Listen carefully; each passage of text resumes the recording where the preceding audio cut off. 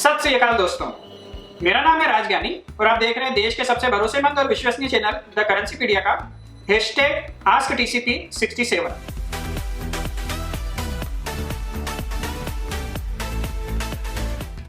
इस वीडियो में आप जानेंगे आस्क टीसीपी 66 के कमेंट सेक्शन में आपके द्वारा अथवा टीसीपी परिवार के अन्य सदस्यों द्वारा पूछे गए करेंसी रिलेटेड सवालों के सही जवाब।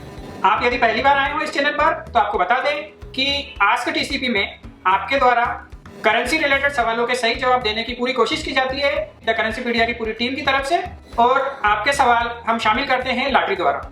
लेकिन आस्क टीसीपी 64 से नियमों में हल्का सा बदलाव किया गया है। अब लॉटरी में सिर्फ वही सवाल शामिल किए जाते हैं जो लेटेस्ट आस्क टीसीपी के कमेंट सेक्शन में पूछे जाते हैं। अर्थात अभी तक आस्क टीसीपी 66 लेटेस्ट था, तो उसके कमेंट सेक्शन में आपने जितने भी सवाल लिखे वो सारे सवाल जो सही सवाल थे, जो पूरे सवाल थे और जिन सवालों में एक ही क्वेश्चन था, उन सभी सवालों को हमने लॉटरी में शामिल किया था और उसमें से कुछ सवाल निकल कर आए जिन्हें हम इस एपिसोड में शामिल कर रहे हैं। इसी तरीके से अब यदि आपके मन में कोई सवाल आता है तो अब आप इस वाले मतलब आस्क टीसीपी 67 के कमेंट सेक्शन में जो भी सवाल लिखेंगे, सिर्फ उन्हीं सवालों में से अगले एपिसोड के लिए सवाल चयनित किए जाएंगे। तो यदि आपका अभी तक कोई सवाल शामिल नहीं हुआ हो या आपने पिछले कमेंट सेक्शन में या किसी और वीडियो के कमेंट सेक्शन में कोई सवाल किया है और हमने उसको लॉटरी में शामिल नहीं किया है, तो कृपया एक बार दोबारा से इस वीडियो के कमेंट सेक्शन में अपना सवाल लिखें। एक निवेदन एक बार फिर से कर देता हूं कि हम बहुत दिनों से हर बार यही बोलते हैं कि आप पूरा सवाल लिखें, अभी भी सैकड़ों अधूरे सवाल आते हैं। हमें बहुत दुख होता है, कई लोग अधूरे सवाल लिखने के बाद नाराज भी होते हैं कि हमने 50 बार पूछ लिया, 60 बार पूछ लिया, आप जवाब नहीं दे रहे हो। लेकिन हम अधूरे सवाल का जवाब नहीं दे सकते ना, तो आप 2 बार 4 बार अपने सवाल को पढ़ें कि आपने अगर किसी सिक्के के बारे में पूछा है तो पूरी डिटेल लिखी है उसके बारे में जितनी आपको पता है, और यदि नोट के बारे में लिखा है तो सब कुछ उसका गवर्नर, प्रीफिक्सन, नंबर, ये सारी चीजें लिखेंगे तो हमें जवाब देने में आसानी रहेगी, हम आपको सही जवाब दे पाएंगे। यदि आप गोलमोल सवाल पूछते हैं कि मेरे पास एक पुराना नोट है 100 रुपए का, उसके कितने मिलेंगे, तो फिर अगर आप बहुत ज्यादा नाराज होंगे तो हमें भी गोलमोल जवाब देना पड़ेगा। एक बहुत पुराना 100 रुपए का नोट यदि आपके पास है तो आपको उसके मिल सकते हैं 50,000 रुपए। अब ये सवाल का सही जवाब तो नहीं हुआ ना, तो प्लीज आप सही सवाल लिखें, पूरे सवाल लिखें, ताकि हमें भी जवाब देने में अच्छा लगे और आपको भी जवाब सुन के उससे कुछ फायदा हो। और एक और अंतिम लेकिन महत्वपूर्ण बात, सवाल के पहले आस्क टीसीपी आपके शहर का नाम जरूर लिखें। जिन सवालों में आस्क टीसीपी मतलब #AskTCP नहीं लिखा होता है वो सवाल हमारे सिस्टम में दिखाई नहीं देते हैं जब हम चयनित करते हैं आस्क टीसीपी के लिए सवाल। तब नॉर्मल कमेंट में तो दिखाई देते हैं, लेकिन जब हम सवालों का चयन करते हैं तब हम सर्च इंजन में #AskTCP डाल के सर्च करते हैं। तो यदि आप #AskTCP लगाना भूल जाते हैं तो आपका वह सवाल लॉटरी में शामिल नहीं हो पाता है।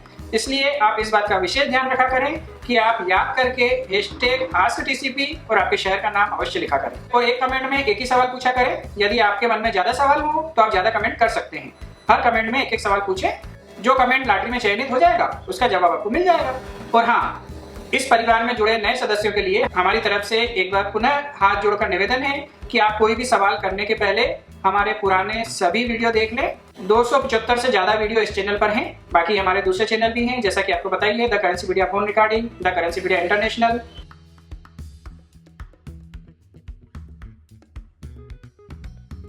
चलिए शुरू करते हैं, आगे और भी कुछ बातें करेंगे इस वीडियो में। लॉटरी द्वारा सबसे पहला सवाल निकल कर आया है दयाल भंडारी जी का। इन्होंने अपने सवाल के साथ बहुत ही मजेदार बातें भी लिखी है। सच बताऊं, अच्छा लगता है, बहुत अच्छा लगता है जब आप जैसे अनुभवी लोग अपने जज्बातों को मोतियों जैसे सुंदर सुंदर शब्दों द्वारा एक माला में पिरो कर प्रस्तुत करते हैं। बहुत खुशी होती है जब आप लोग अपने दिल की बातें आपके अपने परिवार द करेंसीपीडिया के साथ साझा करते हैं। चलिए आपके सवाल का जवाब दे देते हैं। आप जानना चाहते हैं 5 रुपीज दांडी मार्च, कॉपर और निकल और एफएसएस को कैसे पहचाना जाए। बहुत ही अच्छा सवाल है आपका, क्योंकि कॉपर, निकल और एफएसएस के कॉइन में बहुत ज्यादा फर्क होता है। अतः आप सभी को पता ही होना चाहिए कि कॉपर, निकल और एफएसएस में क्या फर्क होता है, उसे कैसे पहचाना जाता है। वैसे तो इस सवाल का जवाब बहुत ही आसान है, लेकिन फिर भी एक बार और विस्तार से बता देते हैं ताकि कई भोले वाले लोगों को भी आसानी से समझ में आ जाए, और यदि उनके पास कॉपर निकल के कुछ कॉइन रखे हैं तो उनका फायदा अवश्य हो। एक कॉपर निकल है और एक एफएसएस का है। इसको मैं क्लोजअप करके दिखा देता हूँ आपको। सबसे बड़ा अंतर होता है इन दोनों सिक्कों में वजन का। एफएसएस की धातु में ढाले गए सिक्कों का वजन होता है 6 ग्राम और कॉपर निकल की धातु में ढाले गए सिक्कों का वजन होता है 9 ग्राम। यदि आप ध्यान से देखेंगे तो इन सिक्कों की मोटाई में भी फर्क होता है क्योंकि वजन कम है और साइज समान है तो मोटाई कम हो जाएगी। अतः एफएसएस के सिक्के जो हैं उनकी मोटाई कम होती है और कॉपर निकल के सिक्कों की मोटाई थोड़ी अधिक होती है। इन दोनों सिक्कों की मोटाई का मिलान आप रेगुलर डेफिनेटिव कॉइन्स के साथ भी कर सकते हैं कि जरूरी नहीं कि आपके पास कॉपर निकल का डांडी मार्च वाला ही कॉइन हो। आपके पास 5 रुपए वाला कोई 1992 से लेके 2004 के बीच में कोई भी कॉपर निकल वाला कॉइन हो, उससे आप मिलान कर सकते हैं कि उसकी मोटाई और आपके डांडी मार्च वाले की मोटाई अगर सेम है, ऐसा मान सकते हैं कि वह भी कॉपर निकल का है।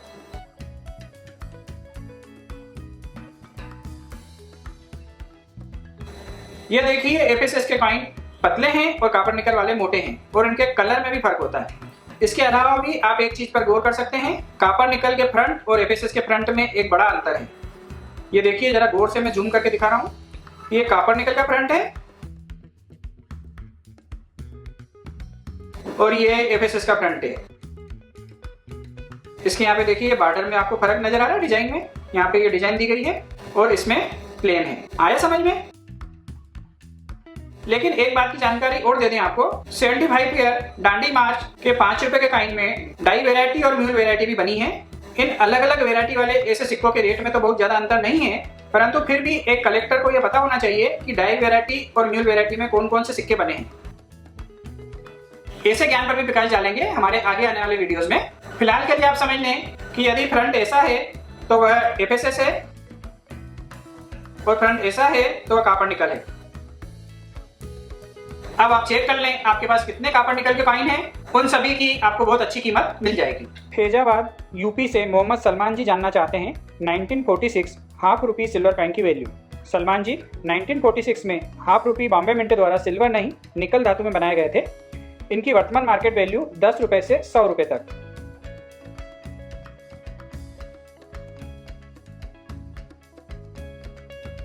शिमला से प्रदीप कुमार जी जानना चाहते हैं 1874 विक्टोरिया 1 रुपी कॉइन की वैल्यू।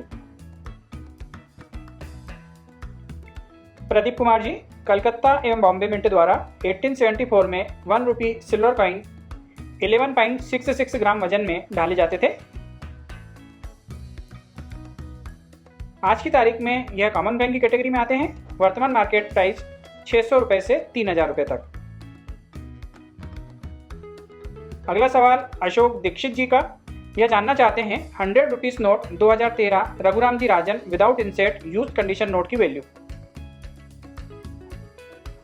दीक्षित सर, 2013 रघुराम जी राजन विदाउट इंसेट यूज कंडीशन नोट के आपको मिल सकते हैं 100 रुपए से 200 रुपए तक, depend on condition and demand. Lottery द्वारा अगला सवाल निकल कर आया है दिल्ली के करण जय सिंह जी का। यह जानना चाहते हैं 20 रुपीज न्यू कॉइन पैकेट की वैल्यू। करण जय Singh ji, 20 rupees new coin packet starting में 10,000 रुपए तक बिके थे और हमारे शहर में एक सिक्का 150 रुपए में बिक रहा था, लेकिन आज की तारीख में पैकेट की वैल्यू चल रही है 2100 से 2500 रुपए तक। अगला सवाल इंदौर से नीरज अग्रवाल जी का। यह जानना चाहते हैं 1 रुपीज 1862 विक्टोरिया कॉइन की प्राइस। साथ ही लिखते हैं क्या इंदौर में कोई बायर है। नीरज अग्रवाल सर, 1862 से 1873 तक जितने भी विक्टोरिया कॉइन बने थे उन सभी पर मिंटिंग ईयर 1862 ही लिखा आता है, जिसे फ्रोजन ईयर कहते हैं। इस विषय पर एक बहुत ही अद्भुत वीडियो गेव कैश सर का इसी चैनल पर हमने पिछले वर्ष अपलोड किया था। यदि आप लोगों ने अभी तक ना देखा हो तो समय निकाल कर जरूर देखें, लिंक डिस्क्रिप्शन में दी गई है। बहुत ही ज्ञानवर्धक वीडियो है यह। 1862 के ऐसे सिक्कों की वर्तमान मार्केट प्राइस चल रही है 600 से 3000 रुपए तक। इंदौर में यदि आपको बेचना हो तो मैं अपने पर्सनल कलेक्शन के लिए आपसे खरीद सकता हूं। लॉटरी द्वारा अगला सवाल निकल कर आया है कोलकाता से माला माहेश्वरी जी का। यह लिखती हैं मेरे पास 500 रुपए का एरर नोट है, नोट में दोनों साइड एरर प्रिंट है, क्या मुझे ये रखना चाहिए।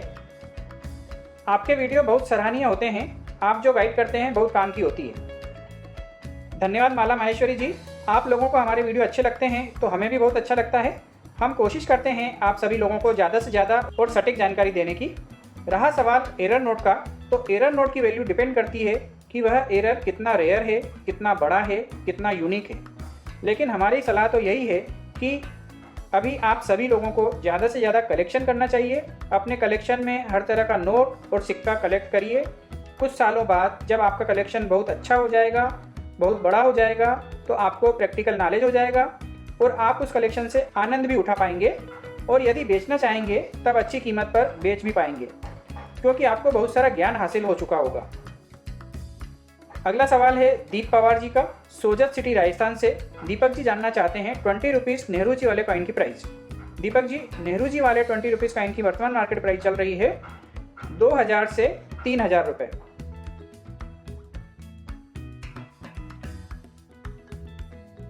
अगला सवाल यूसुफ मंसूरी जी का, राय बरेली यूपी से। बहुत सारी दुआओं और आशीर्वाद के साथ जानना चाहते हैं 2 आना 1887 सिक्के की वर्तमान मार्केट प्राइस। यूसुफ मंसूरी जी, आपकी दुआओं और आशीर्वाद के लिए बहुत बहुत धन्यवाद। हम ईश्वर से प्रार्थना करते हैं कि आपने जितनी भी दुआएं और शुभकामनाएं हमें दी है वह सभी कई गुना होकर वापस आपके पास आए। और आपके पास जो 2 आने का सिक्का है उसकी वर्तमान मार्केट प्राइस चल रही है 300 रुपये से 3000 रुपये तक। गुजरात राजकोट से अगला सवाल निकल कर आया है मनोज राठौर जी का। यह जानना चाहते हैं हाफ टेंगा कॉइन की मार्केट वैल्यू। मनोज सर, आपने सिक्के का सन नहीं लिखा है, परंतु हमें लगता है आपके पास 1901 या 1903 वाला हाफ टेंगा कॉइन होगा जिन पर रोमन अंकों में सन लिखा आता था। यदि आपके पास MCMI वाला सिक्का है तो वह 1901 होता है।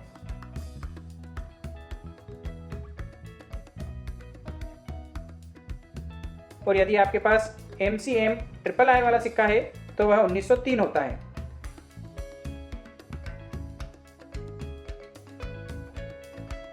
यह सिक्के कॉपर मेटल में 19 ग्राम वजन और 32 mm सर्कुलर शेप में डाले गए थे। आज की तारीख में यह सिक्के स्क्वायर कॉइन की कैटेगरी में आते हैं। इनका रेट डिपेंड करता है इनकी कंडीशन पर, 100 रुपये से 5000 रुपये तक।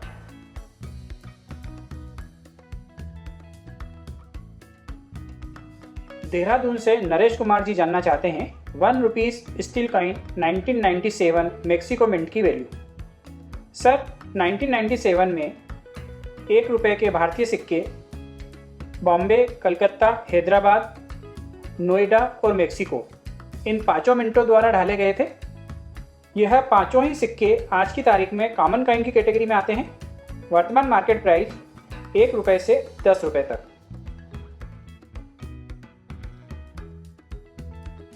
अगला सवाल गोवा से देवेंद्र जी का। यह जानना चाहते हैं भारतीय करेंसी नोटों पर कौन कौन सी 15 भाषाओं में लिखा होता है। देवेंद्र सर, बहुत ही अच्छा सवाल है आपका। भारतीय करेंसी नोटों पर ऑफिशियल लैंग्वेज हिंदी एवं अंग्रेजी के अलावा 15 क्षेत्रीय भाषाओं में डिनोमिनेशन लिखा रहता है। इस प्रकार कुल मिलाकर 17 भाषाओं में भारतीय करेंसी नोटों पर लिखा होता है। हिंदी और इंग्लिश तो आप सबको पता ही है, कई जगह लिखा होता है, लेकिन क्षेत्रीय भाषाओं के इस पैनल के अंदर लिखा होता है। यह देखिए, यह क्षेत्रीय भाषाओं का पैनल। यहाँ असमी, बंगाली, गुजराती, कन्नड़, कश्मीरी, कोंकणी, मलयालम, मराठी, नेपाली, उड़िया, पंजाबी, संस्कृत, तमिल, तेलुगु और उर्दू में नोट की कीमत लिखी रहती है।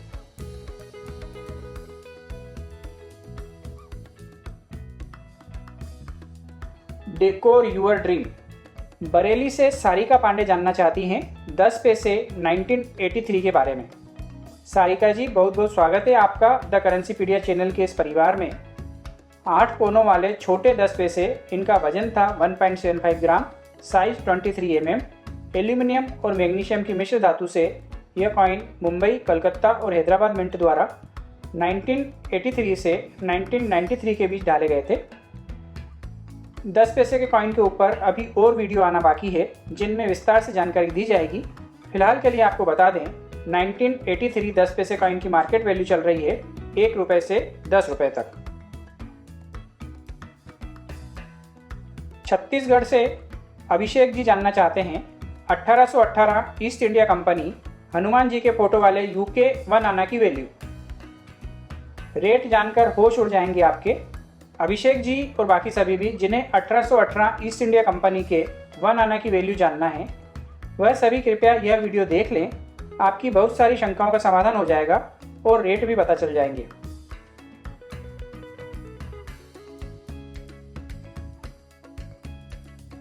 अगला सवाल लखनऊ से मोहम्मद कमर जी का, जानना चाहते हैं 5 रुपये Lal Bahadur Shastri copper nickel coin की प्राइस।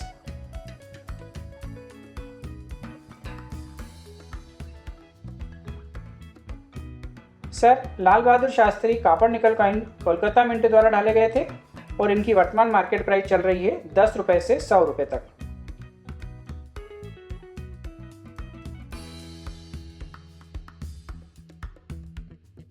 अगला सवाल स्पर्श शर्मा जी का, दिल्ली से। यह लिखते हैं, सर किसी किसी नोट में नंबर के नीचे अल्फ़ाबेट लिखा रहता है, बहुत हल्का लिखा रहता है, उसका क्या मतलब होता है? खुल गया राज, एक अक्षर बढ़ा सकता है आपके नोट की कीमत। हमें उम्मीद है आप में से बहुत सारे लोगों को यह पता होगा, लेकिन कुछ जो नए नए जुड़े हैं, अभी इस परिवार के हमारे नए सदस्य हैं, उन्हें नहीं पता है। तो यह जानने के लिए आप हमारा यह वीडियो अवश्य देखें, आपको पता चल जाएगा नोट में लिखे कुछ अल्फ़ाबेट का मतलब। अगला सवाल उत्तर प्रदेश से 62 वर्षीय विनय कुमार उपाध्याय जी का। यह लिखते हैं, मुझे केवल एकमात्र आपका ही वीडियो विश्वसनीय लगता है, जिसे देखकर थोड़ा जानकारी हो गई है। मुझे एक 10 रुपये का सर्कुलेटेड नोट 2011 का मिला है, जो रुपी सिंबल के साथ है, जबकि रुपी सिंबल 2012 से शुरू हुआ था। इसमें क्या राज है? धन्यवाद। उपाध्याय सर, सच में बहुत अच्छा लगता है जब आप जैसे अनुभवी लोग कमेंट करते हैं। सीनियर सिटीजन्स के अंदर हॉबी डेवलप करने में हमारा रत्ती भर भी योगदान होता है, तो हमारी मेहनत सफल होती नज़र आती है। सर, आपकी जानकारी बिल्कुल सही है, रुपी सिंबल 2012 से शुरू हुआ था, लेकिन आपकी जानकारी में थोड़ा सा इजाफा और करना चाहेंगे हम। 20 रुपये और 50 रुपये के नोट पर 2012 से रुपी सिंबल आया था,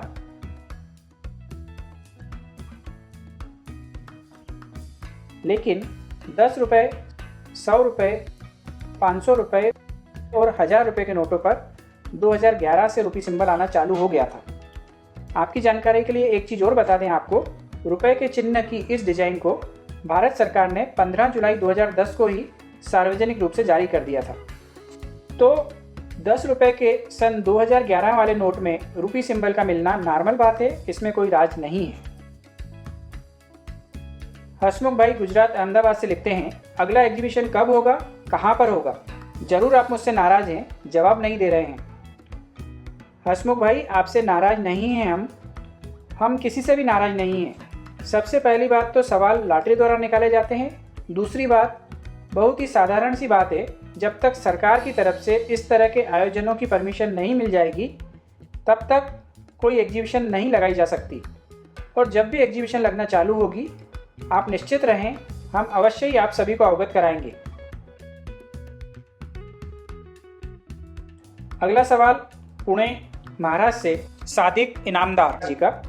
यह जानना चाहते हैं, 2 रुपये से 2000 रुपये तक के हर नोट पर मैं धारक को अदा करने का वचन देता हूँ लिखा होता है, लेकिन 1 रुपये के नोट पर ऐसा कुछ नहीं लिखा होता, ऐसा क्यों? सादिक इनामदार जी गवर्नमेंट जॉब में हैं और पुणे के एक बहुत ही फेमस कलेक्टर भी हैं। उन्होंने यह भी लिखा है कि इस पर मैंने रिसर्च किया है, पर परफेक्ट आंसर नहीं मिल पाया है। मैं आप सभी को आमंत्रित करता हूं इस क्वेश्चन का जवाब देने के लिए। कम से कम शब्दों में परफेक्ट आंसर देने वाले को हमारी तरफ से सरप्राइज गिफ्ट दिया जाएगा। तो देर मत कीजिए, जल्दी से लिख भेजिए अपना आंसर इसी वीडियो के कमेंट सेक्शन में। हमें आपके जवाब का इंतजार रहेगा। और इस वीडियो का आखिरी सवाल निकल कर आया है दिल्ली से सुनील कुमार जी का। यह लिखते हैं, मेरे पास 100 रुपीज़ का इंदिरा गांधी जी वाला 1917 का सिक्का है, इसकी क्या वैल्यू होगी? सुनील कुमार जी, सबसे पहली बात, इंदिरा गांधी का कॉइन 1917 का नहीं है, तब तो ब्रिटिश राज था। एक्चुअल में यह कॉइन इंदिरा गांधी की मृत्यु के उपरांत 1985 में जारी किया गया था और सिक्के पर 1917 से 1984 इंदिरा गांधी के जन्म व मृत्यु के वर्ष को अंकित किया गया है। और आप जानना चाहते हैं 100 रुपीज़ इंदिरा गांधी कॉइन की वैल्यू। आज की तारीख में इंदिरा गांधी के ऐसे सिक्के की मार्केट प्राइस चल रही है 2000 से 5000 रुपये तक। जी हाँ दोस्तों, यदि आपके पास इंदिरा गांधी का 100 रुपीज़ वाला कॉइन यूएनसी कंडीशन अथवा मिंट पैक अच्छी कंडीशन में है, तो आपको ऐसे एक सिक्के के मिल सकते हैं 5000 रुपये। जी हाँ, सही सुना आपने, एक सिक्के के मिल सकते हैं आपको 5000 रुपये। लेकिन एक बार फिर से याद दिला देते हैं आपको कि जितने भी रेयर, स्केयर और महंगे कॉइन होते हैं उन सभी कॉइन के डुप्लीकेट मार्केट में बहुतायत में पाए जाते हैं। इंदिरा गांधी 100 रुपीज़ कॉइन भी एक ऐसा ही कॉइन है जिसके डुप्लीकेट कॉइन बहुतायत में पाए जाते हैं। ऑनलाइन भी आपको कुछ साइट्स पर यह 3,999 से 6,999 के मध्य तक अवेलेबल हैं, जिनमें से ज़्यादातर डुप्लीकेट ही हैं। तो कृपया आप सचेत रहें, सावधान रहें और धोखेबाजों के चंगुल में ना फंसें। अपनी खून पसीने की गाड़ी कमाई को व्यर्थ न जाने दें। यदि आपका 1 रुपये का भी नुकसान होता है तो मुझे बहुत दुख होता है, तो कृपया मुझे दुखी न करें। अपनी खून पसीने की गाड़ी कमाई को सही चीज़ में इन्वेस्ट करें ताकि भविष्य में आपको भी फ़ायदा हो और आपकी आने वाली पीढ़ी को भी फ़ायदा हो। तो देखा दोस्तों, यह तो थे #AskTCP के कमेंट सेक्शन में आपके द्वारा पूछे गए सवालों के सही जवाब। यदि आपको आपके सवाल का जवाब मिल गया हो तो बहुत अच्छी बात है, बधाई हो आपको। लेकिन यदि किसी कारण से आपको आपके सवाल का जवाब न मिला हो तो कृपया एक बार फिर से चेक कर लें, आपने जो सवाल लिखा है वह पूरा लिखा है, #AskTCP और आपके शहर का नाम लिखा है या नहीं लिखा है। ये सारी चीजें देख लें। उसके बाद में भी यदि आपका सवाल लॉटरी में शामिल नहीं हुआ है तो मेहरबानी करके आप दोबारा से इस वाले #AskTCP के कमेंट सेक्शन में आप वही सवाल दोबारा लिख दें। हम कोशिश करेंगे आपके ज़्यादा से ज़्यादा सवालों के जवाब देने की हमारे आगे आने वाले #AskTCP 68 के एपिसोड में। आज के लिए बस इतना ही। बहुत ही जल्द मिलते हैं एक नए रोचक, अद्भुत व ज्ञानवर्धक वीडियो के साथ। तब तक के लिए आप अपना ख्याल रखिएगा, आपके अपनों के लिए, हमारे लिए और देश के लिए। और हाँ, मुस्कुराते रहिएगा क्योंकि आप कैमरे की नज़र में हैं। जय हिंद, जय भारत।